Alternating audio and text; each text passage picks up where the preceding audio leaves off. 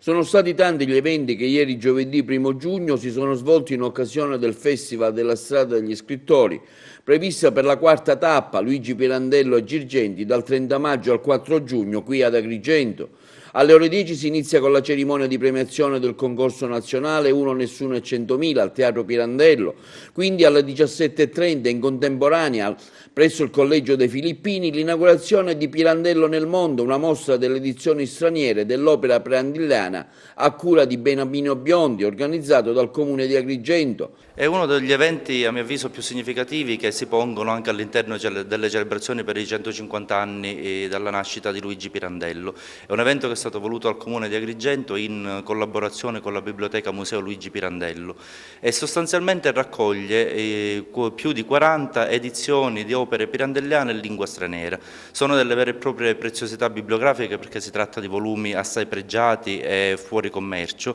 che risalgono anche agli anni del dopoguerra e che creano in radiografia in qualche modo un'immagine internazionale di Pirandello che dimostra come il nostro grande drammaturgo in qualche modo, portando avanti una cultura squisitamente locale, abbia saputo davvero universalizzare il suo linguaggio in paesi anche tra i meno convenzionali, quindi con riferimento non soltanto all'Europa ma anche all'Estremo Oriente, all'America Latina o anche all'Africa, per cui è possibile vedere dei volumi di Pirandello in croato o in finlandese o in giapponese oppure ancora in etiope, è uno dei volumi più belli di opere scelte, che dimostrano anche come queste opere pirandelliane nel mondo abbiano poi dato un'influenza anche alla vita culturale di questi paesi di riferimento, per cui oggi possiamo dire che in qualche modo Pirandello ha davvero influenzato in termini assoluti il teatro contemporaneo e che tutto il teatro che c'è stato dopo di lui non può che definirsi come teatro post-pirandelliano. A seguire l'inaugurazione della mostra fotografica Andrea Camilleri, Vigata e lo sbarco degli alleati sulla strada degli scrittori,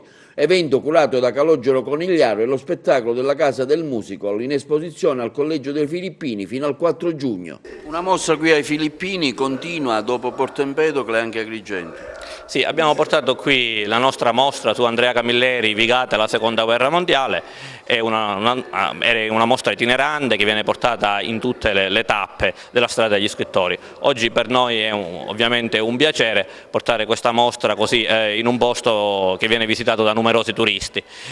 Come va ricordato, questa è una mostra letteraria e storica perché prende dei ricordi veri di Andrea Camilleri ma anche pezzi dei suoi romanzi che vengono poi unite a fotografie reali della Vigata Porto Empedocle degli anni 40 del periodo bellico.